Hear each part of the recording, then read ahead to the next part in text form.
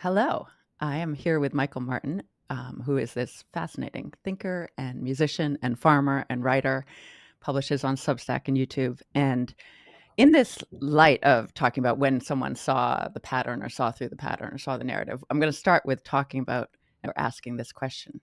Recently, Michael has been writing a lot, maybe not so recently, maybe for a while, Michael has been writing a lot about this idea that people seem spellbound or under a magical spell. Mhm. And when did you first notice that, Michael? Uh,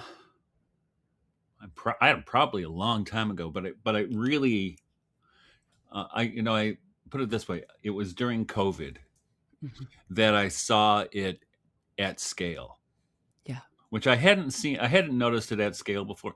And what happened? So during COVID, as you will recall, immediately all of the all world leaders and the World Economic Forum and the World Health Organization and all these other losers started coming out with all these slogans like Yeah. "Build Back Better" or Yeah. "The New Normal" or whatever. We have to keep everybody safe. All this stuff that they kept saying, which it just seemed, and even friends of mine who are super smart people. And when I brought that to their attention, they're going, "Well, I guess I didn't notice that." How could you not notice that? They all did it at the same time, and it Right. was, and you see the same thing more with the Democrats than Republicans. The Republicans just seem really stupid to me, you know. But the Democrats, every time something happens, man, everybody's Mhm. on message, and they all are saying the same things, right? So this is what's propaganda, but it's also propaganda is a form of magic Yeah. and enchantment, and Yeah.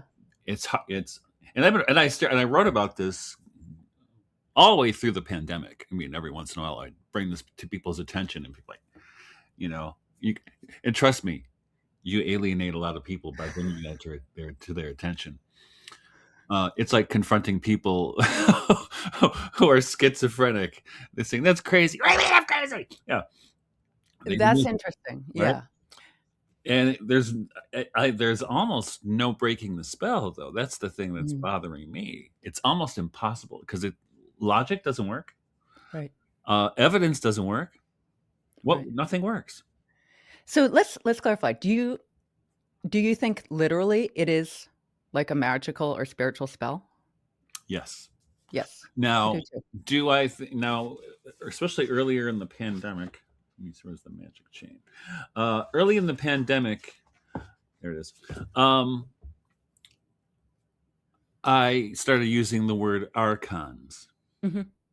which is both in St. Paul and Ephesians, and also in Gnostic scripture. Yeah. And let me read it to you. Please. He is from, this is my Greek interlinear New Testament. Where is it? Ephesians, coming up, coming up. Will you show the cover of that book? Yeah, it's a super old one. I don't know where I got Uh, this one. Um, I want a version like that. there's a couple out there. I have two of them. Yeah. This one just happens to be in this room. Uh, Ephesians 6. There it is. But here's the cover. Okay. Uh-huh. Interlinear Greek New Testament with the Nestle Greek with English translation by Reverend A. Marshall, Doctor Hmm. of Literature. So here's what St. Paul says, right?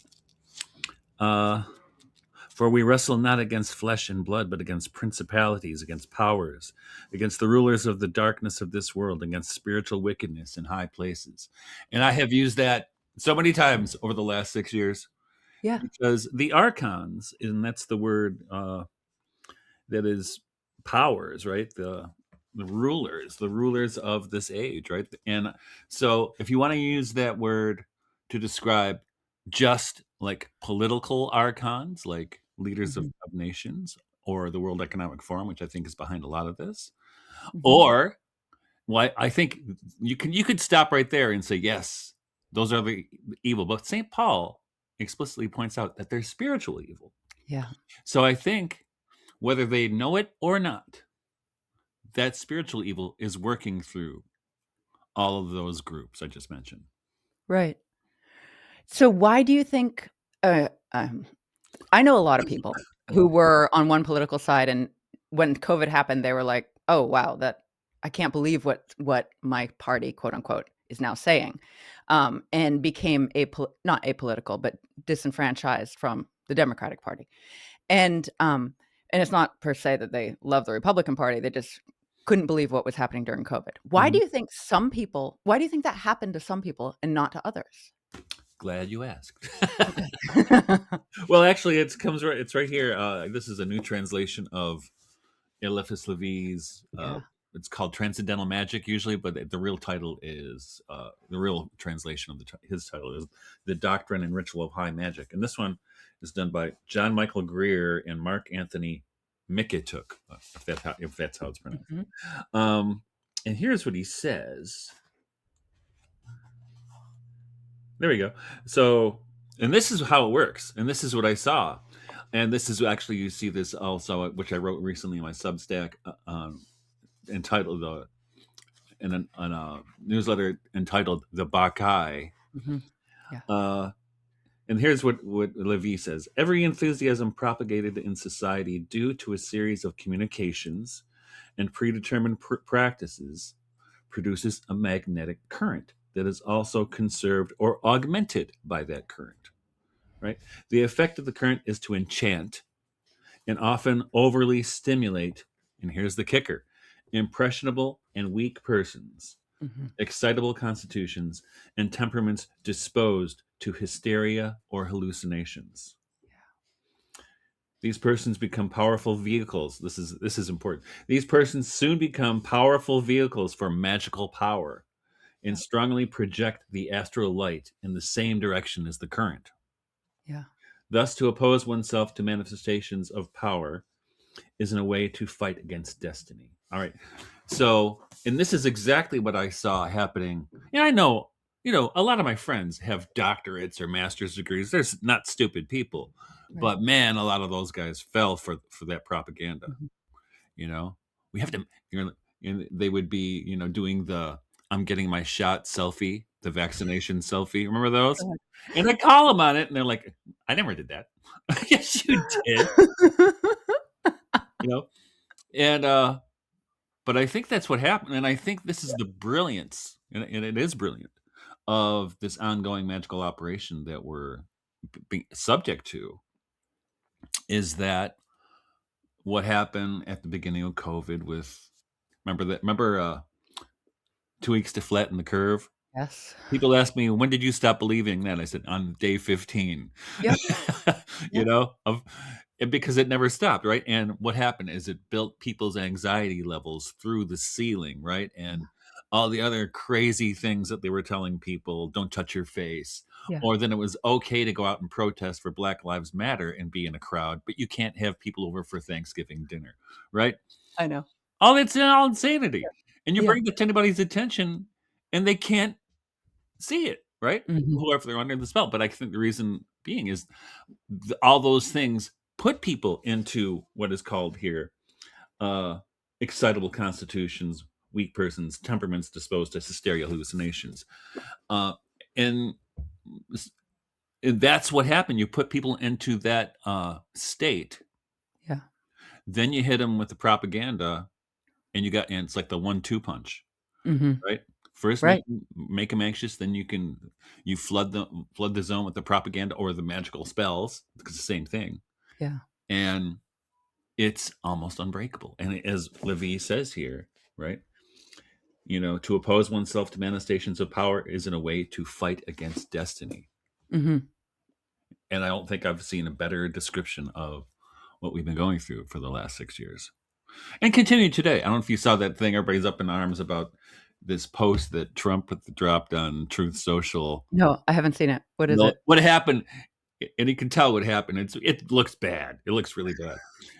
That what it was like a 2-minute video of election tampering in Ohio or someplace. But the Okay. last second of it, like there's some inserted like just a couple seconds of Barack and Michelle Obama as apes. And yeah, like people are losing their shit about it. If that's all you see, you're going to do that. But the thing is, Right.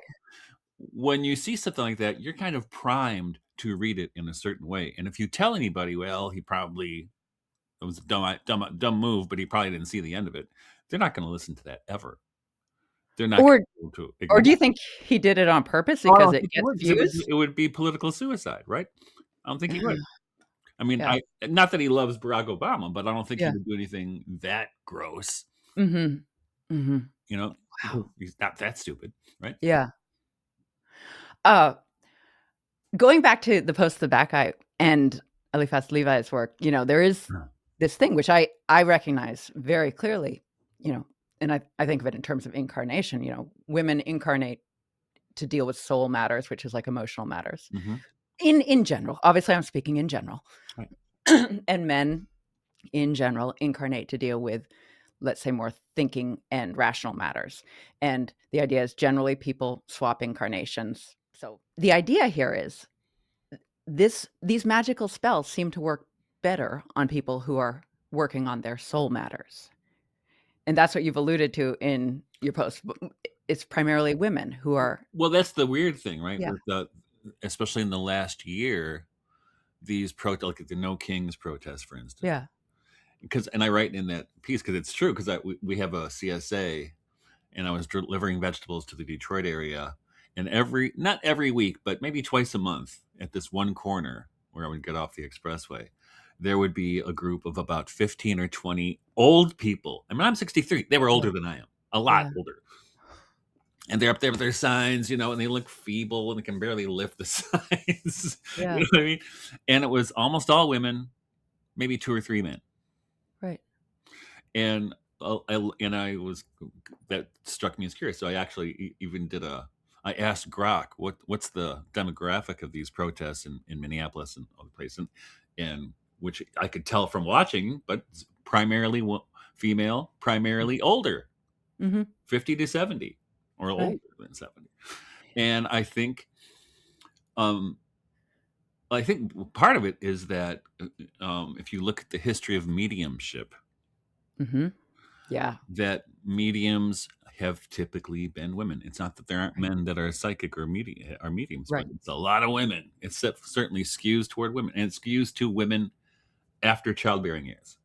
And so, like, just to clarify for everyone, mediumship in the way that I've understood the term means like someone who enters a trance. So they are not really, or they're not conscious of what they're doing on some level or literally. Right. And you're using it in that same way? Hmm. Yeah. And because something moves in, Mhm. it takes Yeah. possession in a way, even if it's just Yeah. temporary. And now, very often you see in those kinds of relationships, I have a couple examples. So one is William Butler Yeats and his wife George, who engaged in kind of automatic writing Mm. experiments, which Mhm. his book A Vision that's the product of that. And a lot of his poetry came out of those explorations. But the way that worked is his wife was the medium. She would do the automatic writing. She didn't know what Right. she was doing, and he would direct the action Yeah. by his questions or taking dictation or whatever, right? Yeah. And that's very common for the way those kinds of things work. That the male and it often happens in a kind of relationship where the male in that relationship will kind of be the head, Yeah. and the or and whereas the female is the receiver. Right. Right. Right. And um I know this other channeled set of information where there were three people. This is in the 1980s. Mhm. Raw. Do you know Oh, yeah, have you heard of the this? raw material. Yeah, the raw material. And the trance was held by the woman, but there were two men who were helping to facilitate the situation. Directing, Yeah. yeah. Yeah. And also, another one happened. Now, this actually happened to be two men. It's famous example of John Dee, the Yeah. Elizabethan magician. When he was undertaking these actions, and he called them actions with spirits, he had a medium who was a man. That one happened to be a Huh. man.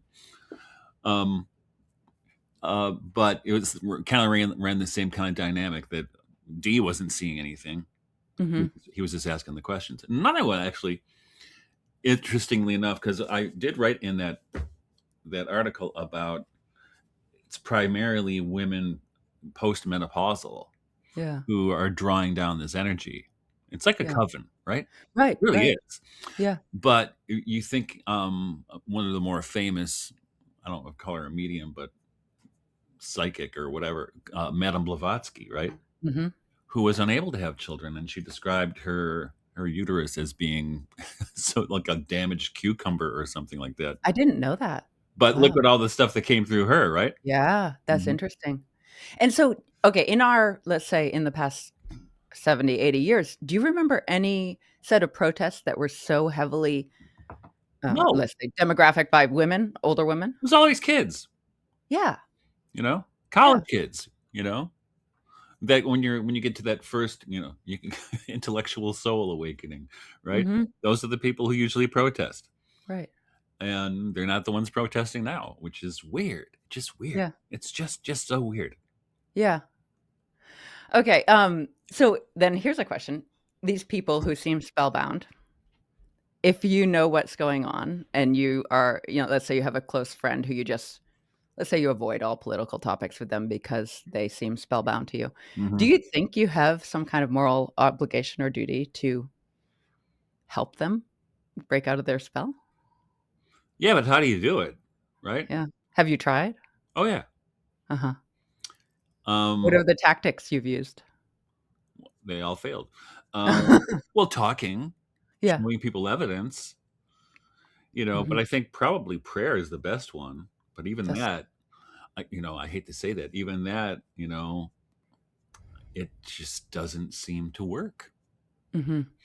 So, and this here's the thing. I mean, so and I do think this is true because actually, I wrote about this in my Substack, and it's in a revised form. It's going to be in this book I have coming out later in the spring called, strangely enough, what's the name of it again? Surely Some Revelation is at Hand, from William Butler Yeats' poem, The Second Oh, Wind. neat. Uh, that in there, I wrote about, and Rudolf Steiner, and you're Rudolf Steiner, Yeah. he talks about using, well, we would call it magic or propaganda, but in the art of teaching. Oh, really? Interesting. Because I that's I what we do. haven't read much of the Waldorf stuff, so I'd Well, I like, was a how? Waldorf teacher for 16 Yeah. years and a master Waldorf teacher at that. And what he says in there, what happens, he's going through some conferences with teachers, and it's called the pedagogical law. Mhm. And the idea with the pedagogical law is, that if you have a child, say, weak in his physical body, you as the teacher will work out of your etheric body onto that Oh, child. So that's you go to the one body up. yep. And But the how do you idea, do that? well, no, so for instance, you have a kid who's got a weak constitution. Well, you work with the etheric, which is working with rhythm, Oh, yep. right? So jump roping and spelling at Mhm. the same time, or, singing. I Yeah. used to do a song with this when I was teaching third grade, teaching long division. I made up a song: divide, multiply, subtract, bring down. And the Right. kids, it goes into their etheric bodies, and Of then it course, goes from yeah. there into their physical bodies. And then similarly, say you have a kid with a weak etheric body, Yeah. no rhythm. Yeah. So you can work from your astral body on them. So that means Mhm. you work with sympathy and antipathy. So you show interest in what they're interested in, and that's Mm. part of the role of storytelling in Waldorf education is you build sympathy. So by building sympathies and antipathies from the astral, humor is also part of Yeah. that. You strengthen the etheric. Right. And similarly, when you have a kid with a wild astral body, like when they get to puberty, Mhm. you come out of your ego, right? So dad's home, basically. And that kind of no, because I said so thing, Right. you're actually doing their astral body a great favor. Otherwise, their astral body bleeds all over the place and gets them in all kinds of trouble. That's So it's good interesting. for And 'em. it uh But anyway, one of the teachers in the conference said, "Well, isn't that kind of like using magic?" And Sanders said, "Yes, it is. But here's the thing. I mean, and you can see this especially in public schools, right? They're using magical techniques on those kids left and Mhm. right because all of a sudden the Mhm. kids go, you know what? I think I'm really a girl or a Right. boy, right? Right. Or now Mhm. let's go protest ICE. Right. Why? Yeah. What Yeah. does that have to do with you? Why? Aren't your reading and math scores low enough? You know what I mean? But And that's and those are magical yeah. techniques. And think about that. And I taught teacher training for years. Um, if you have a teacher whose astral body is out of whack, Uh-huh. you know, Yeah. want to And hear that my pronouns are right, and my right, my hair is right, this color, and what I hit. I'm confusing. Talk about that astral body working on a kid's etheric body, right. right? And that's so important because, the little I know about Waldorf education, of course, there is this expectation of the teachers to be really their best selves, Yeah. and that's probably not present in public school. No, Yeah. they're encouraged to be their worst selves, right? Mhm. Express yourself, right? Right. You know, even though Bill Cosby is probably not the best person to quote here, but when he had a bit where people said, "Well, it helps me be myself," and he's like, "Well, what if you're an asshole?" Yeah. Which is, we're up Right. we're up against a lot of that. But I think those kinds, and I would have to say those kinds of magical actions, and propaganda is a magical action, are Mhm. everywhere. And so the question is, and going to back to your original question, um, how do we counter all that Yeah. dark magic that's all over the place, right? Yeah. And I know that, going back to Steiner, one of the things he said is the best counter is being conscious that it's happening. And so there's a couple of things that I wanted to first of all, it seems like it is correct and, like, when you're dealing with children as an adult, that you should be helping to guide them because they are not a fully free human being yet. They haven't fully incarnated that aspect of themselves. So they are literally needing the guidance of Yeah. adults, right? Hmm. And but when you're dealing with adults and trying to influence them through magical actions, that almost I'm guessing it almost certainly ends up in gray or black magic. Can you think, Uh, or maybe not, maybe a church service is a different kind of example. well, I think a church there is a kind of Yeah. white magic, or Yeah. secret magic, as Valentin Topper would call it. Um, Yeah. but that doesn't protect anybody either, in a way. Do Aren't most of the people who have fallen for the spells of the past 6 years, aren't they mostly agnostic or atheist?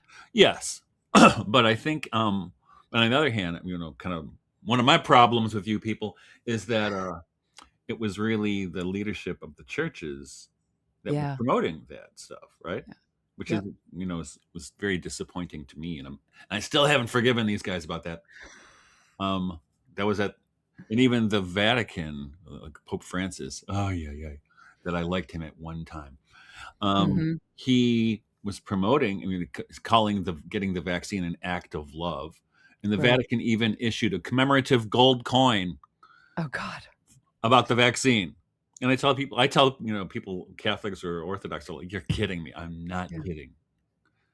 In fact, It's and that was 2022, I think. Yeah. yeah. Yeah.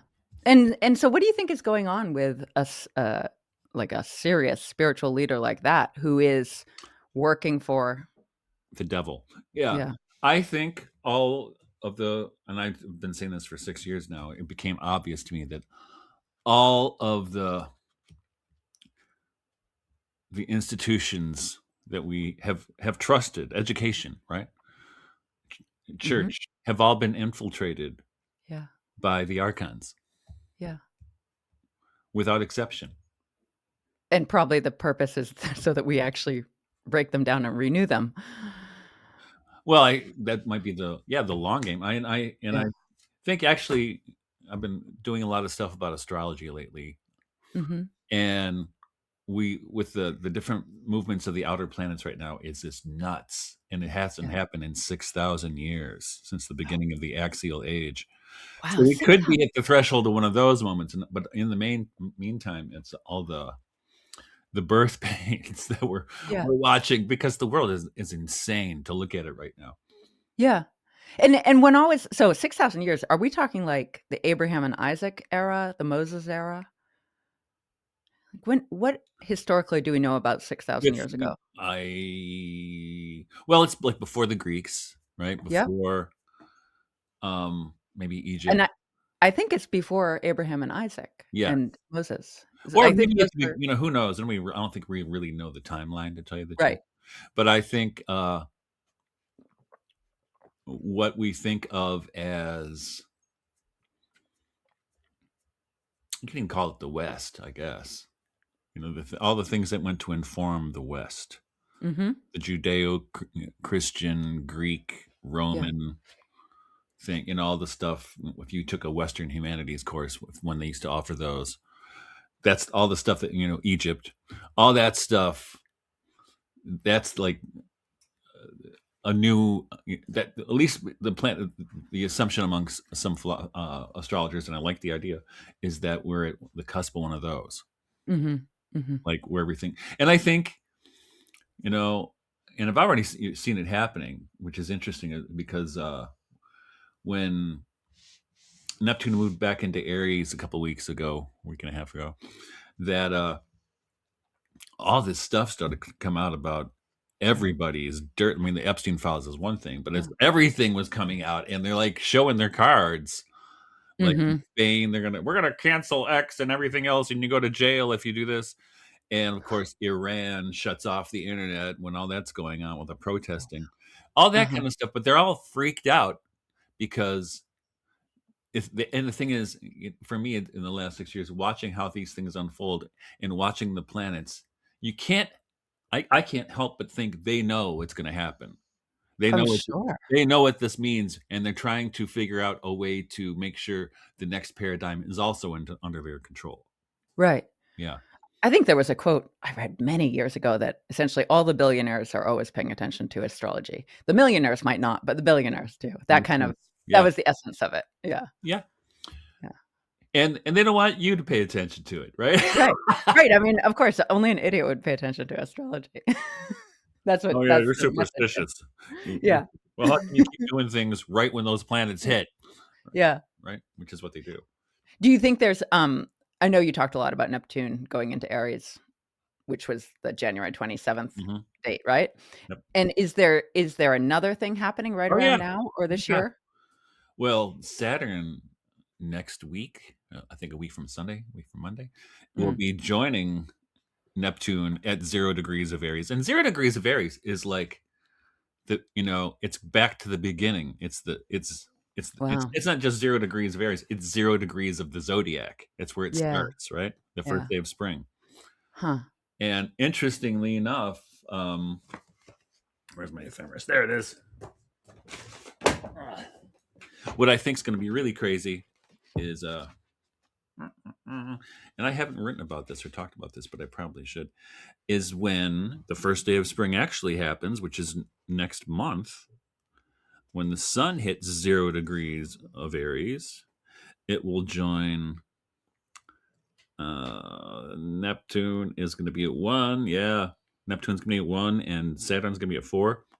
Boom! Right?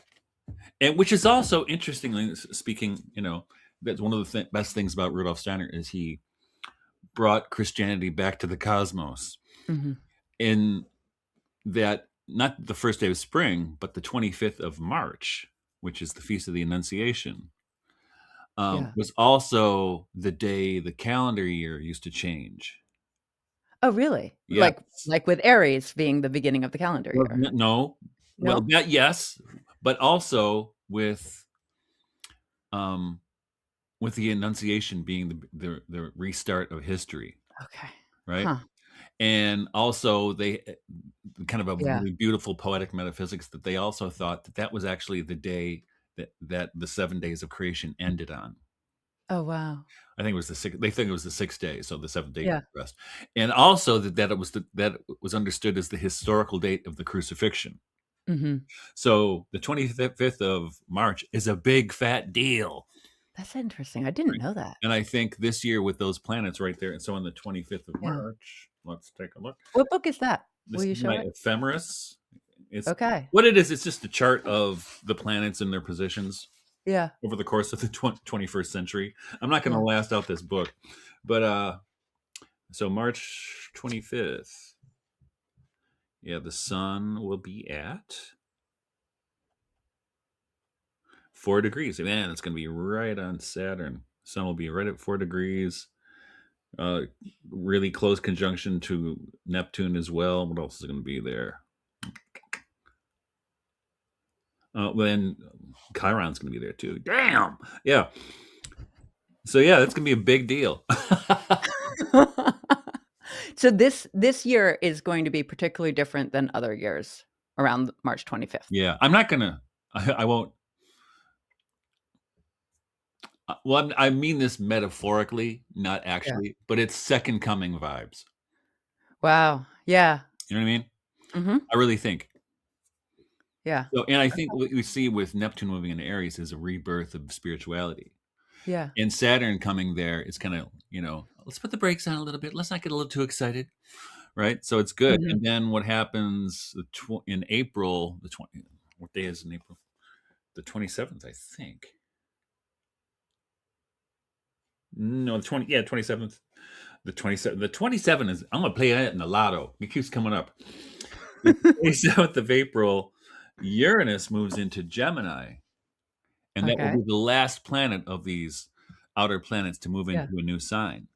And Uranus moving into Gemini is important in terms of communication. So I keep saying that kind of the energy is moving away from Taurus, which is banking and stuff like that, Oh.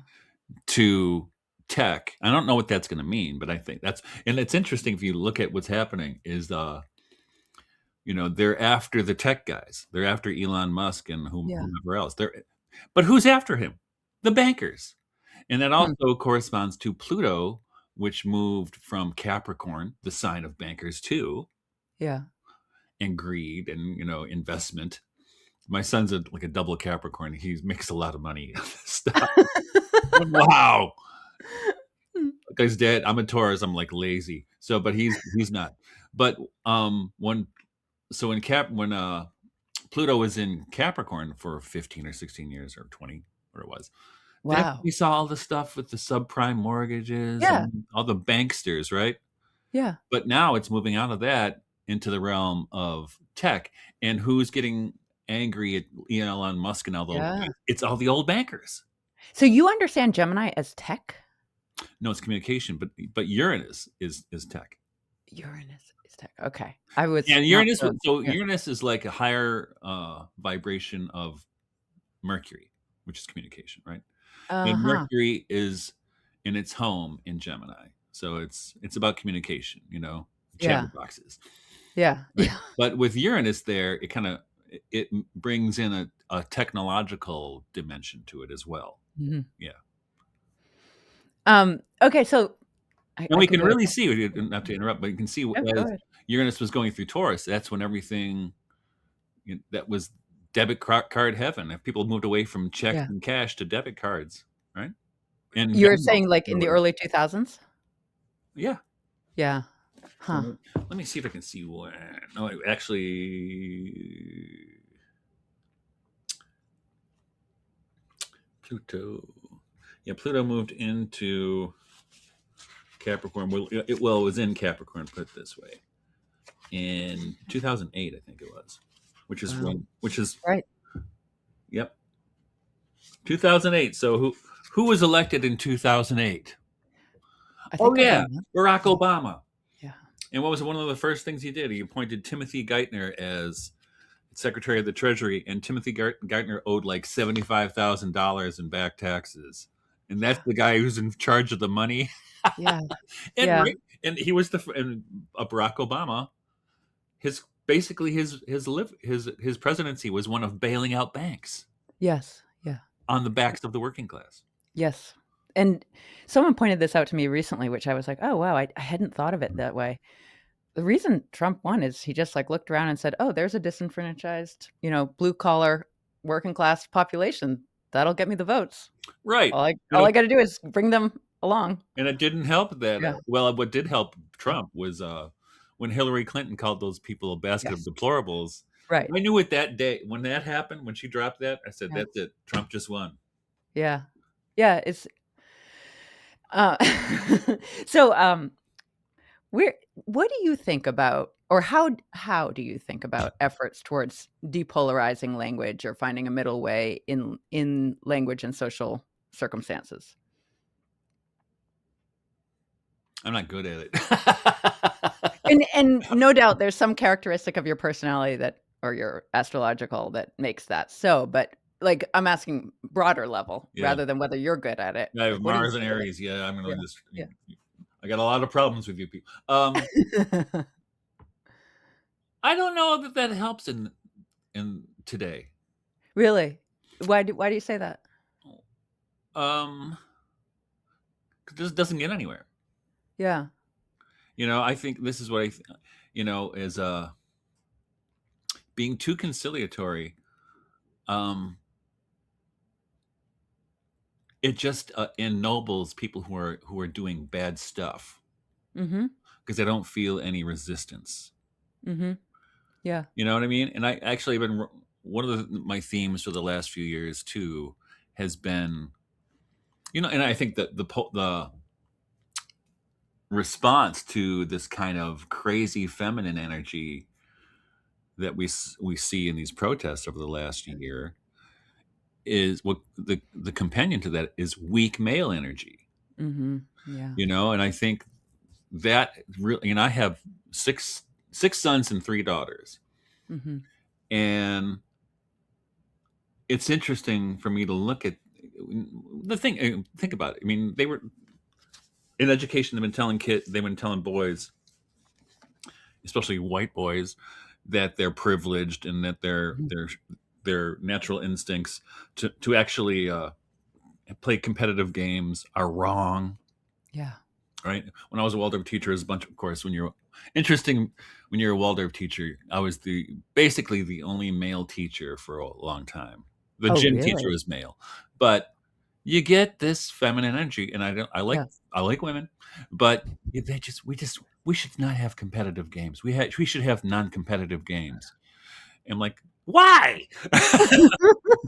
And they brought all these non-competitive games into the classroom, Yeah. and the kids wouldn't play them. Why? It's like when you Right, tell boys don't play with guns, so they make guns with sticks, right? right, So there, right. and I think we kind of destroyed especially in Christian context, we have destroyed the the idea of the Christian knight or Christian masculinity. It doesn't exist. It almost doesn't exist. And then what Yeah. happens with that is then you get caricatures of it, like with ortho bros and Mhm. you know I'm gonna grow a beard and smoke a pipe. That doesn't make you a man, okay? But I think what I would like to see, and I think put it this way, if and it could go either way. If men would start acting like men, women wouldn't have to, Yeah. you know. And so I think there's definitely a call for chivalry, Mhm. but chivalry is not the same thing as being conciliatory in the way you speak. You got to Right, tell people if they're doing something stupid, right? right. I disagree. Now the thing is, with you do that, and this is what you happen with any kind of discourse. If you're using logic and and evidence and stuff, what happens when you talk to the enchanted? Right. What do they do? What's their response? In my experience, because I tend to approach stuff like that with, like, here's some evidence, and I don't have a lot of strong emotions about things when often when I'm talking to people as, in my, let's say, Mhm. life who are what I would consider enchanted. Um, they forget about it. It's like they don't hear any of the words that came out of my mouth, and then I'll encounter them a week later, and they say exactly the same thing. Yeah, it's like the Stepford Wives, right? Yeah, And they're catatonic in a sense, yeah, and yeah. they ignore it. And if they don't ignore it, they call you racist, right? Right. If all else fails, pull that out. Yeah, you're racist, homophobe. I know. Okay, It's and there's not much you can do about it. But I think and now I also think this is connected to the dissemination of the vaccine. Mhm. And as you know, Rudolf Steiner said that they'll Yes. eventually come up with a vaccine that inoculates you against the soul. Mhm. I think we're seeing that. Yeah, and so just like in terms of the actual anthroposophical language, inoculates you against the soul, I find very curious because soul is that astral layer. How do you understand that statement? Um, well, you could say it puts the soul in, it imprisons the soul. That's better. Yeah. That's what I would say. Is that it doesn't. Well, it depends. I mean, I think Steiner would say if you did this to a child, a baby, it Mhm. would keep the soul from incarnating fully. Yeah. Or Mhm. the way I would understand it's more like the ego, the I can't permeate the Yeah, soul. well, that's what I mean. Well, if you're thinking about, I'm thinking the spirit, right? You're using the word soul to mean spirit here, Well, which is the fine. People well, do you can that. if you want to use anthroposophical language, the Yeah. I, Yeah. the I can't function in this organism, right? Yeah. It can't express itself. It's trapped. Mhm. Almost like people who they say with severe mental or physical disabilities, that their souls are trapped and very often in Mm. Catholic uh, circles they talk about victim souls Oh, really? who are, What does who that are kind mean? of trapped in a body, right? And yet things are communicated through them despite those barriers. But in those cases, it's not about something mechanical or technological that inhibits them. Yeah. So what I do think what you see with a lot of people, and this is why you're not going to win any arguments with them if they're vaxxed and boosted Yeah. up the wazoo, is, and that's why I think they glaze over when you try to tell them stuff, is they're not there all the way. Right. Right. That's what I think. I mean, that's my experience, which is Mhm. sad. I mean, what do you do with that? Do you know, have you ever read the lecture Steiner gave to the priests right before, in 1924? Do you know what I'm talking about? The apocalypse ones? Yeah. Yes. And so and do you remember the part where he said essentially a third of human beings at a certain point will not have an eye? Hmm. You are here. Yeah. And to me, like, that's one of the most Now shocking he ideas. thought these things were going to happen way in the future. I think his timing was off. I read those as he said it was happening now in Okay. this time period, because there's other parts in those lectures. There's 2 sets of apocalypse lectures, one's from, like, 1908, one's from 1924, and the 1908 ones are more, like, way in the future, but the Yeah. 1924 ones, I really think he said, like, after the turn of the millennium or Good. thereabouts. Yeah. Maybe that's the I have. I think I have both of those, but I can't I'm remember. sure you've read both if you've read them, and it's easy to conflate them because, of course, They're on the sort of same the same topic. Yeah. topic. Yeah. Yeah. Um. Yeah, but I think we're seeing a lot of that. I don't know how to cure it. No, I don't think there is a cure. So essentially it's, um, it's like, and Steiner says that in those lectures, it's like dealing with children because you can't actually hold them responsible because they're children Right. on the spiritual level because they don't have that I incarnating. Hmm. Whereas Martin Heidegger said, "Only a God can save us." Oh, mhm, I really think that's, and maybe that's what's going to happen with you know this new axial age. mhm, I don't know. I mean, you never know what's going to happen. I always tell people, something's going to happen. You don't know exactly what, yeah, but you know, like I said, second coming vibes. I mean, some something's got to break through, right? right, And because so much of what you see in our civilization, so called, is a mockery of God and the creation, yeah, right? I mean, the whole trans thing is really a mockery of women. And yeah, it's weird because it's both that, right? yeah, When you stick men in women's sports, come on, yeah, you break a woman's head open. right. But the other part of it is so many of the men who go trans, their ideal of feminine beauty is a Barbie doll. I know. I mean, Yeah. it's just crazy. We wouldn't let our daughters play with Barbie. Yeah. I remember I was Yeah, talking to one of my Waldorf classes. Happened to have all these girls in my car. We were on a field trip, yeah. and I was just talking to the girls. So, girls, you play with Barbie? And all the girls except for one, whose mother was a Detroit cop, had Barbies, and the one girl who didn't, I said, "Why doesn't your mom let you play with Barbie?" She said, "Because my mama said she got all that clothes and all that money, but she ain't got no job." That's amazing. It was, yeah. Barbie created OnlyFans. You know what I'm saying? And so this is another thing I really like about your work is how essentially like straightforward you are about there's this the divine feminine, the divine masculine, and there are these say versions or replicas in Perversion, society. And what? perversions of them. Perversions, yeah, in society. And I feel the same way. Like I feel like so much of what is promoted, let's say in the past 25 years as supporting women is actually really misogynistic. And because it's a complete denial of what it is to be a woman, like Hmm. denial of menstruation, denial of the fact you can get pregnant, like all these things seem to me Yeah. and so when did that happen? Like when did this happen in our culture that we started denying it? Um, are you familiar with Mary Harrington? Yeah, a little bit. I haven't read her work that much. But her book, what's it called? Feminism against women or something like whatever it's called. Mm. Do I have that book? I have the book. I don't know where the heck it is. Yeah, let's see it. I know it's in here someplace. But anyway, her position, and I think she's right, it happened with the advent of the pill, Mm, mhm. 1964, whatever it was, because and she calls it the first transhumanist intervention, Yeah, because here you were using a medical scientific intervention to change the healthy right, functioning of the female body. right, right. And I That think makes she's sense. right. And I was thinking about this just today. With the advent of the pill, it's not. It's weird. The way.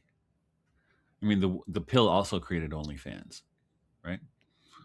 By OnlyFans, you're talking about the website? I'm Yeah. confused. Yeah, the website which it Well, it's is all like streaming. prostitution, Yeah, basically. Yeah. video prostitution, right? Yeah. Yeah. And it created that culture.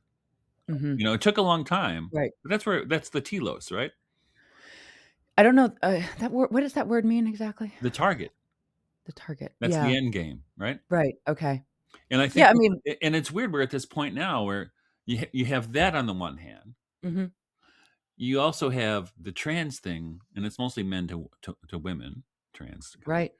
And you also have the the proposal of artificial wombs, Yeah. and you also have the increasing or the decreasing rates of fertility in men Well, and in women, but that could be because of because late, men, yeah, uh, and or is right, yeah, and and and age. and I Right. think they're all connected to that kind of seismic event in the 60s Mhm. Yeah, where and this is also with the encouragement of women to to act like being a mother was the booby prize, right? right, The consolation prize because you couldn't cut it in right. in the marketplace. And the weird thing with feminism of that age is that it still used what men do as the marker. I know. We Isn't can do that what men funny? do. You know, you never see men's liberation. Well, you actually kind of get a perversion of that with men. I can have a baby now. No, you can't. Like that great scene from Well, they have Where's the the whole, Man? like, getting in touch with your feelings thing. That's a version of it. It is. I mean, But not that that's wrong. Oh, I yeah, no, but Yeah. then eventually you get to like in Loretta in the life of Brian. I want to have a baby. I want to be called Loretta. You can't have a baby. You haven't got a I don't womb. even know this. Oh, it's a great scene. It's from 1980, whatever it was, 83, Oh, really? where Eric Idle's character says, I want to be a woman. I want to have a child. Hmm. And John Cleese says, you can't have a child. You haven't got a womb. And then one of the other characters says, well, I like to defend his right to want to have a child. Oh my. It was so prophetic. Yeah. Yeah. What does okay, I'm changing topics now. What does the druid stares back mean to you? Well, it's a joke. Everything in my life starts in a joke. So if you know Spencer Clavin, do you know him? No. Spencer Clavin is a podcaster, really fine writer. But I met him at a conference. This is kind of an interesting story. Talk about karma, right? Yeah. So at a conference in Washington, D.C. on the Brothers Karamazov, and it was a very special conference where it was just 15 of us invited. And it wasn't, we were giving presentations. We were all just having a book club, basically, about with really smart people, Yeah. but they weren't all academics either. But Spencer, his doctorate is in classics from Yale. But we're all, and he's quite a bit younger than I am, we had assigned seats, and he was sitting right next to me, and he starts in our conversation talking about Thomas Traherne, and I'm like, cool. And so at the break, actually, they took us out to restaurants every night. So we're at this bar and just kicking it around. I said, that was really great that I heard you talking about Thomas Traherne. It's one of my favorite moments in my life is when I wrote the introduction to Thomas Traherne's Centuries. And he looked at me and said, that was you? I Oh. was quoting you. And That's then really cool. so he asked me, he was editing a journal, I don't know if he still is, Yeah. if I would write an article actually on transhumanism. Mm. And I can't remember what the title I gave it was, but he gave it a different title when he published it. And the title he gave it was The Droid Stares Back. Oh. And then what happened, that was right around the time I was starting my Substack. Yeah. And I was trying to find that article, and I was going to send it to somebody. So I did a Google search, but I misspelled droid as druid. And I just thought it was the funniest thing. So I said, That oh, I'll is. use that. I'll use that as a title. It's a great name, and, that's a really funny story. So it doesn't mean that you have druidic practices? No, but I Yeah. do. I would call my spirituality as a kind of Celtic Christian spirituality Yeah. for sure. Yeah. Yeah. And how do you differentiate that from or what is the difference between that and, say, It's much more Catholicism? connected to nature and Yeah. to the cycle of the year. It's very, a lot of my training as a Waldorf teacher, doing all the festivals. Mhm. Certainly, I said it was, that my time as a Waldorf teacher healed my crappy Catholic education, Mm. right? Because Mhm. it showed me what it was supposed to be. Did you go to Catholic school? Mhm. Wow. Huh. And it was horrible. I mean, it wasn't horrible, but but a lot of it was horrible, and it was not connected to anything except for concepts. Yeah. And then you go to a Waldorf school, and you're doing Michaelmas, and you have the dragon and Saint Michael, and Yeah. you have Saint Nicholas comes to visit the children on Saint Nicholas's Day, and then Santa Lucia. You're doing all the festivals the way they're supposed to be done, and it's enriching, and it's such a nourishing experience for the children and for the teachers. Mhm. And so we do that as much as we can here on our farm. So we have May Day, we do Mm. Michaelmas. We didn't do 12th night this year because everybody was sick, Oh. but we do St. John's Day. Yeah. So we try to connect our spirituality to the land quite a bit. Mhm. That's nice. Okay, how do you try to teach, let's say, your kids or your students or whatever, discernment around good and evil? Do you try? Well, it's different as when they grow, right? Yeah. It's much easier when they're little, and it's kind of a challenge. So when one of the struggles we have is here's the tendency of my wife, who is the mom, is to protect them, right? Mhm. And then, but my tendency, especially when they get older, is like you'll have to give them a little exposure to the world, because if all of a sudden, if they get it when they're 18 or 19, they're Yeah. going to get overwhelmed and flooded by the world, right? Right. So so so that's part. I mean, that's a challenge. I don't know how to do it. I mean, when they're little, it's okay. You can tell them what's good and evil, right? Right. And you can tell them when they're older too, but they roll their eyes at you at the same time. Dad, Yeah. right? I remember going through that. Well, there's a great saying from Mark Twain, right? That when I was 14 years old, I thought my father was the biggest idiot on the face of the earth. Yeah. But when I was 21, I was really surprised to see how much he'd learned in 7 years. Right? Yeah, yeah. And I think that's just how it is. Mhm. And you have to, I guess, for us, the main thing is to provide a space to hold them. Mhm. Yeah. You know what I mean? Which is hard to do. Yeah. Because we have 9 kids, so some of the kids need different kinds of holding, Right. right? Right. And they're going to make mistakes, and it's horrible when you watch your kids make mistakes. But Yeah. I made a lot of mistakes. Yep. I can't protect them from making mistakes. Right. No. No. Of course not. Um. Hmm.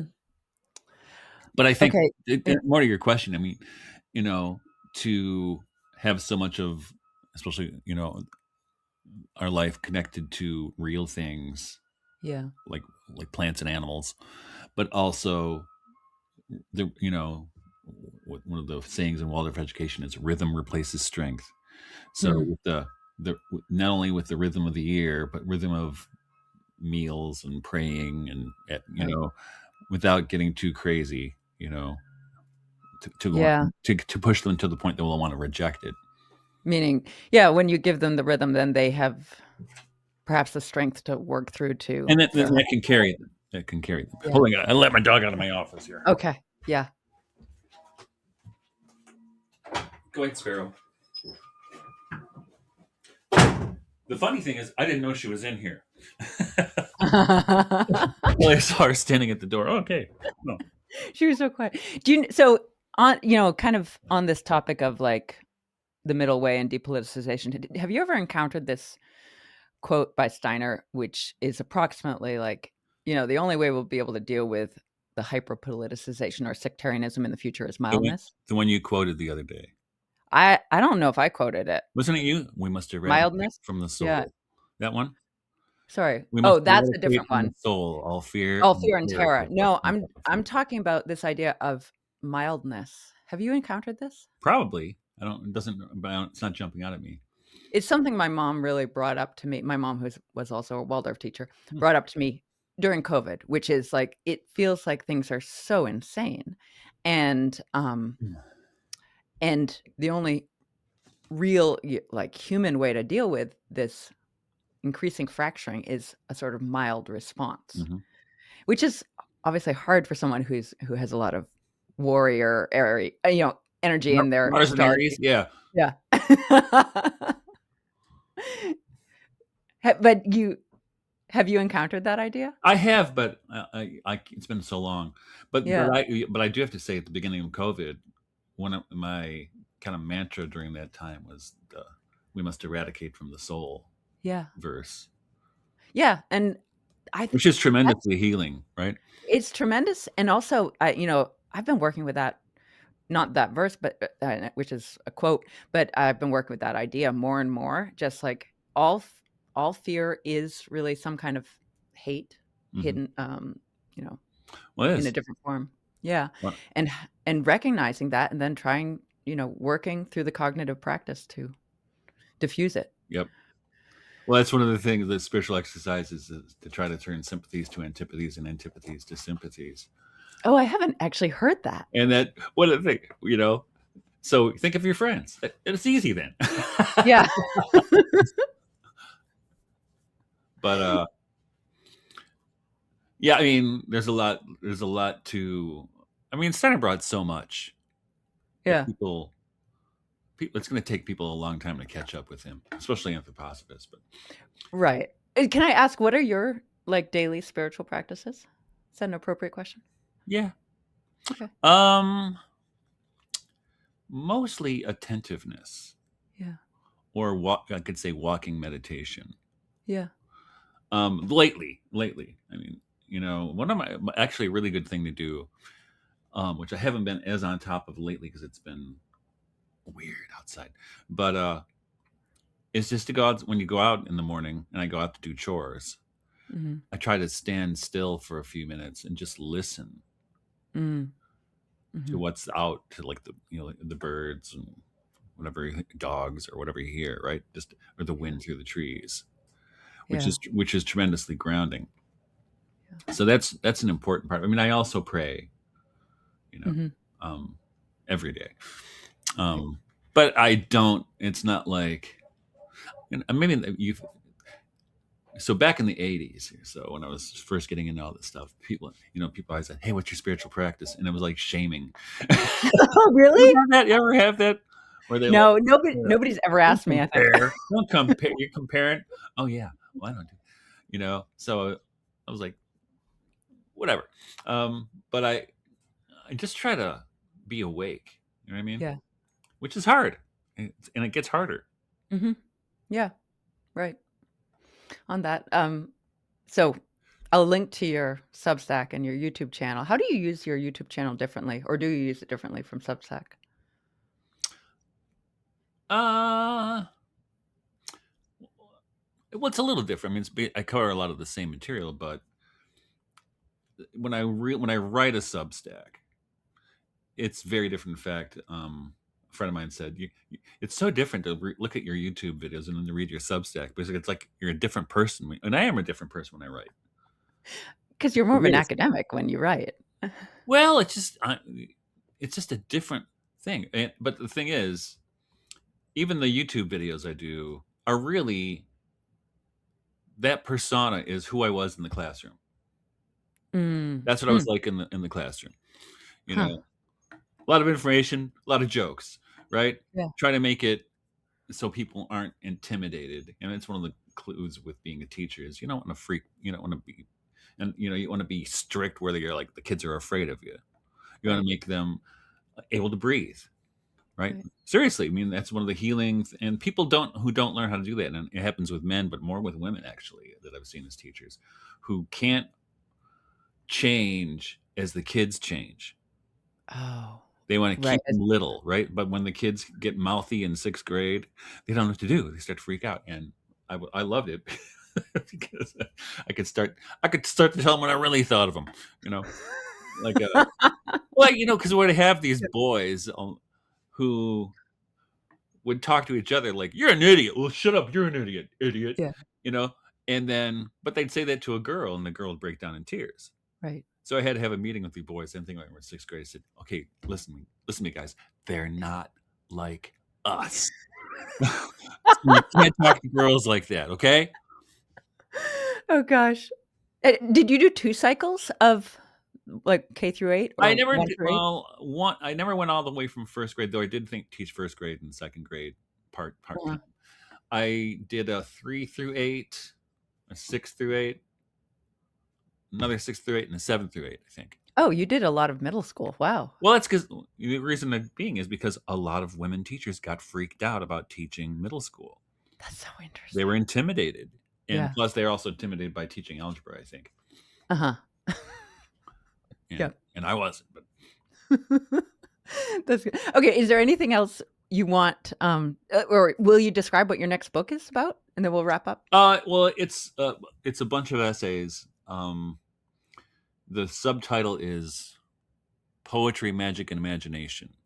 Mhm. So there's stuff in there about is there William Blake? I think it's got to be something in William Blake, and there's a long essay on Dylan Thomas as a Hmm. Druid poet, as a Christian Druid.